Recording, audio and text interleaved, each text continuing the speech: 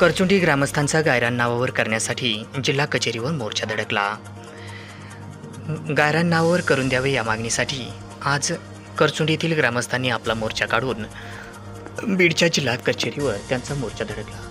सदर मोर्चा आज सोमवार दिनांक 22 जुलै रोजी दुपारी 12 वाजता हा मोर्चा जिल्हा कचेरीवर धडकला.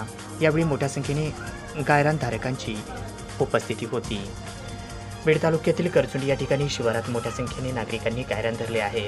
मात्र हे गायरान तात्काळ आमच्या नावावर करून देण्यात यावे,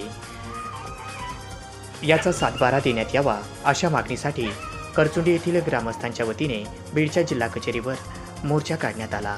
यावेळी मोठ्या संख्येने ग्रामस्थांची उपस्थिती होती. आम्हाला 7-12 मिळायला पाहिजे. आम्हाला पगारी नाही, आम्हाला पगारी पाहायला पाहिजे. 40 वर्षापूर्वी आम्ही गायरान खरेदी ते आम्हाला आणि ते आम्हाला त्याच्यानंतर आम्हाला का मिळालं पाहिजे, आम्हाला शासन मिळवून द्यावा. नाव काय? लंकाबाई. काय सांगाल, आज आपण जिल्हाधिकारी कार्यालयावर भव्य असा मोर्चा काढलेला आहे, काय मागण्या आहेत आपल्या? साहेब, आमची असं म्हणणं आहे की आम्ही 1965 पासून जमीन करून खात आहे. काही इतर गावांचे आमच्या 7-12 मिळाल्या, पण आमच्या करचुंडी गावं वगळताना त्याच्या आम्हाला 7-12 मिळाल्या नाही. त्याकरता आम्ही हा मोर्चा काढलेला आहे. काय मागणी काय आहे तुमची?